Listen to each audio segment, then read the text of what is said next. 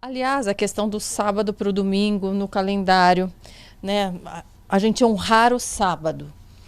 O católico, ele, enfim, e várias, né, também denominações cristãs também vão à igreja aos domingos. O que significa honrar o sábado, segundo o Evangelho? O Evangelho.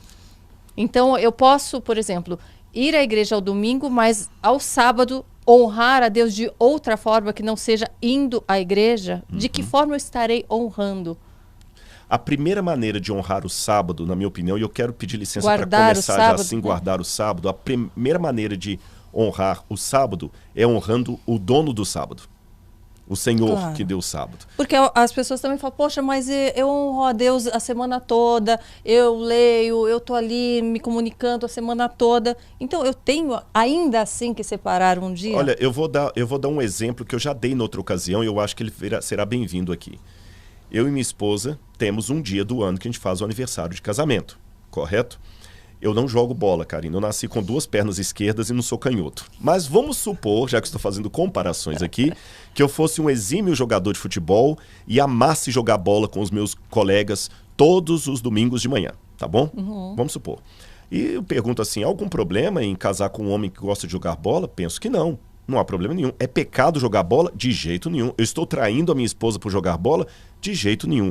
Porém, no dia do aniversário de casamento, se eu largar a minha esposa em casa para ir jogar bola com os amigos, não é de bom tom, não estou sendo inteligente. Ou seja, naquele dia, eu não vou amá-la só no dia do aniversário de casamento. Claro. Tá certo? Eu não vou fazer aquilo por causa dela. Pelo contrário, aquele dia é um dia especial em que eu vou pedir licença à turma. Galera, esse domingo eu não vou aparecer aí no campo, não contem comigo, coloquem outro zagueiro, porque esse é o dia de eu comemorar com a minha esposa. Eu não estou sendo fanático, eu estou apenas dando àquele dia o caráter especial que ele tem. E vou Sim. mais. Esse dia, eu não amo a minha esposa só no dia do aniversário de casamento. E vou mais. Essa comemoração só tem sentido se nós vivermos bem 364 dias do ano. Aí aquele último dia que eu formo 365, ele tem sentido porque eu tenho o que comemorar. Tá certo? Agora, se eu não vivo bem com ela, se eu estou insatisfeito, se eu arrependi, Daí se você ela vai arrependeu, comemorar de poder sair de mesmo. poder sair de ir daquilo jogar. ali. Ou então... Ai, que bom, hoje é o meu dia. Exatamente, ou fazer como muitos executivos, olha, senhor fulano, doutor fulano, hoje é o dia do aniversário. Compre flores então e mande para minha esposa, Sim. que é a coisa mais piegas e sem graça que tem. A mesma coisa o Shabat, ou sábado.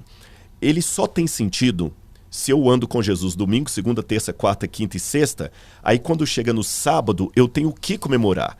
Então, repito, é como uma relação. Eu não amo a minha esposa só no dia do aniversário de casamento, mas é justamente por viver bem com ela os outros dias que nesse dia eu quero fazer especial que eu tenho que comemorar.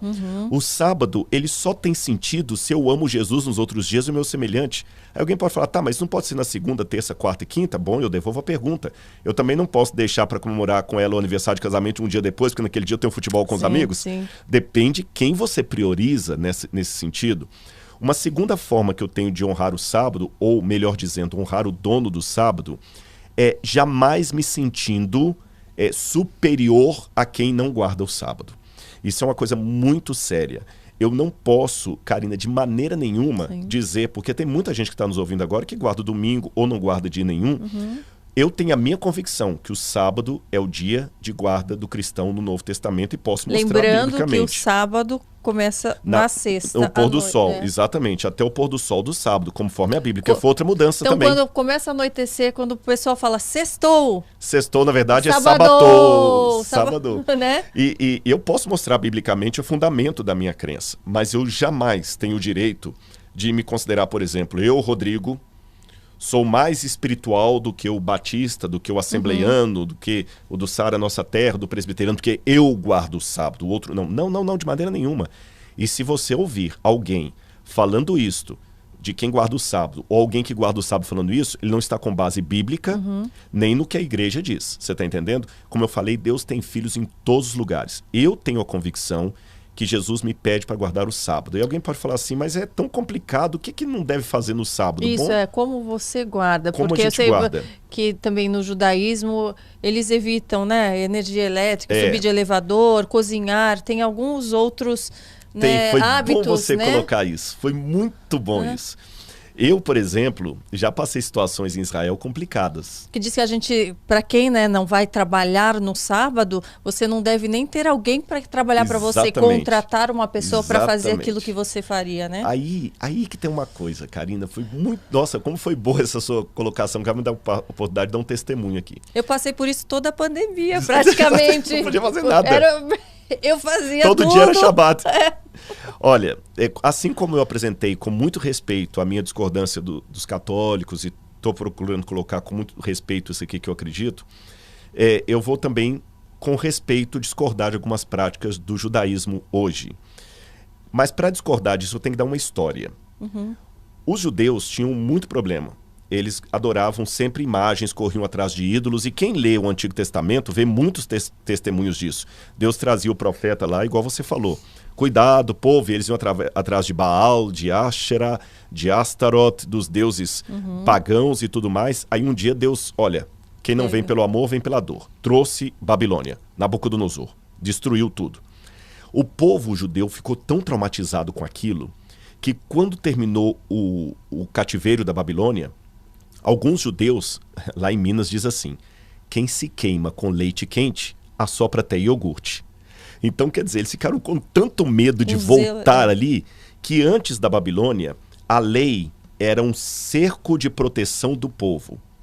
Depois da Babilônia, a lei passou a ser algo a ser protegido. Viu a diferença? Então, essas paredes hoje estão me protegendo do que está lá fora. Mas pode chegar um dia que eu quero proteger as paredes. Então, por exemplo, não podemos mais transgredir a lei de Deus. Não podemos. Lembra? Assopra até iogurte. Então, e se a gente transgredir sem perceber? Deus vai nos punir, vai trazer os babilônios de novo. Então não vamos transgredir. Então Aí começaram a dar um monte de leis lá. Aí a gente tem a sistematização disso a partir da Mishnah, do final do 1º século, mas ela provavelmente diz respeito a coisas que estavam em voga na época de Jesus. Havia uma série de leis do que não podia se fazer no Shabat. Por exemplo, você não podia subir numa árvore no Shabat. Porque se você subisse numa árvore e quebrasse um galho, você estaria podando, ou arrancasse uma folha, você estaria podando a árvore no Shabat, que não deve. Se você estivesse chupando uma fruta que tivesse caroço, uma tâmara, por exemplo, você não podia cuspir a semente no chão, porque se ela caísse no chão e germinasse no sábado, eu digo, você estaria plantando o dia de sábado.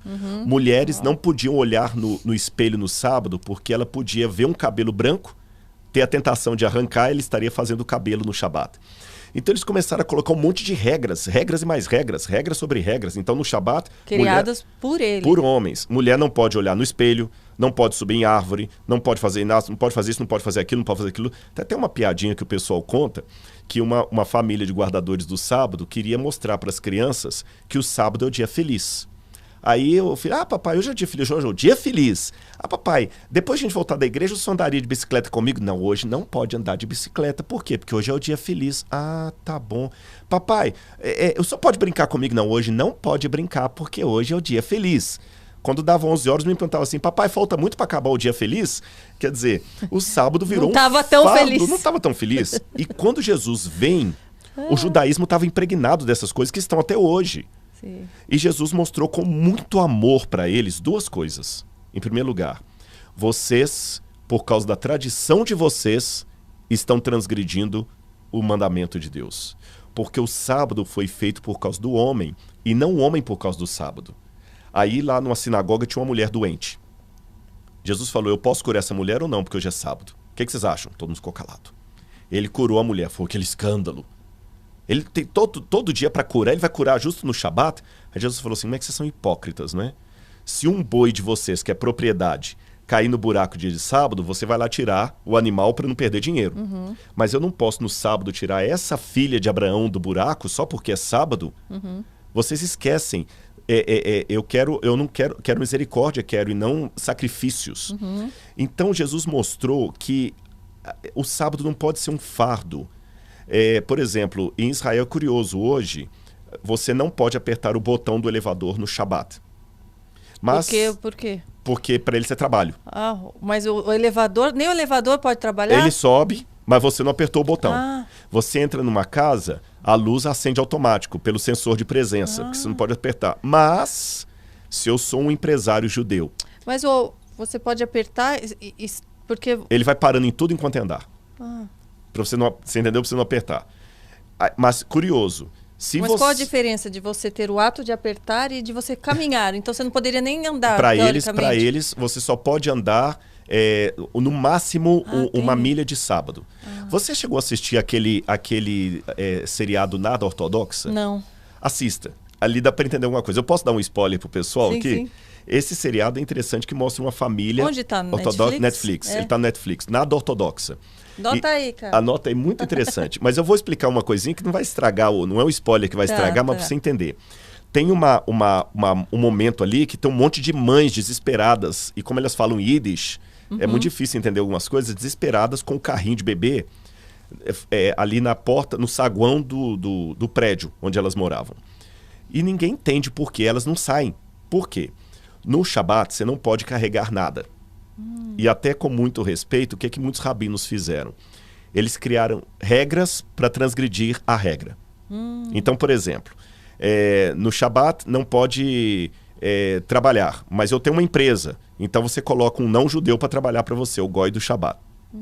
Tem o caso de um dono de um banco que ele conseguiu fazer uma cláusula que toda sexta-feira o banco passava para um outro dono e voltava para a mão dele depois do sábado, para que o banco negociasse no Shabat.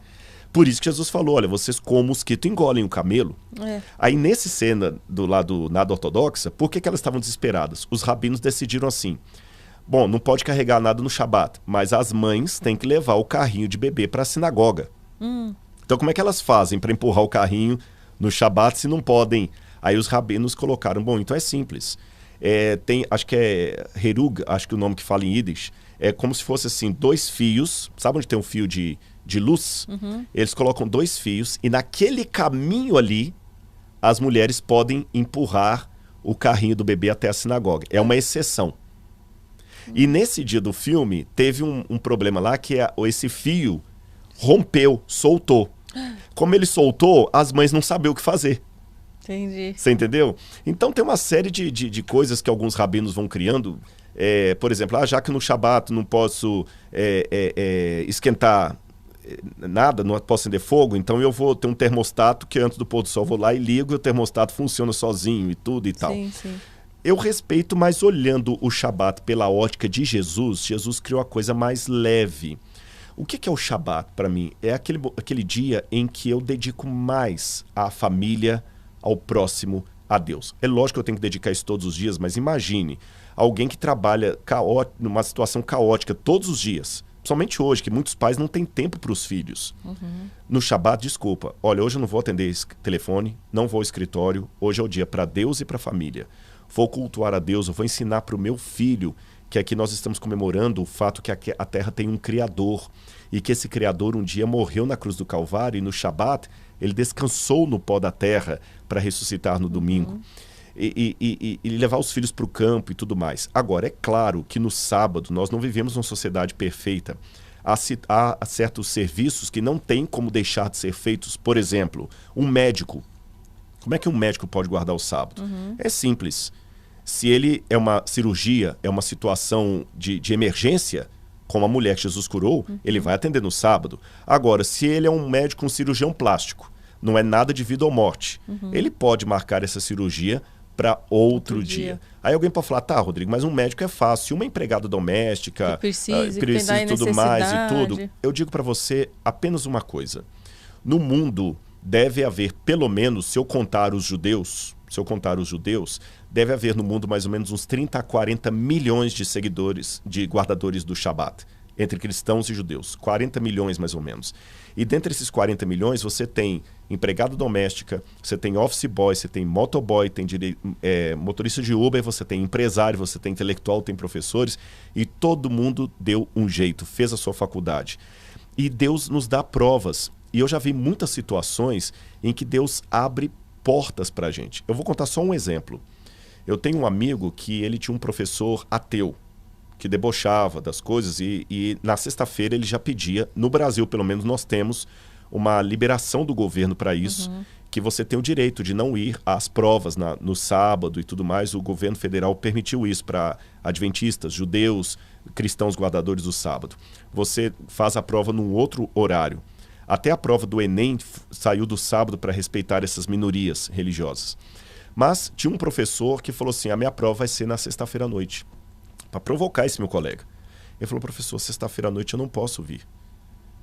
Se vira, eu quero ver o seu Deus. Às vezes fala assim, pede o seu pastor para te liberar. Não é questão do pastor, a pessoa tem uma convicção você ter a pessoal. é.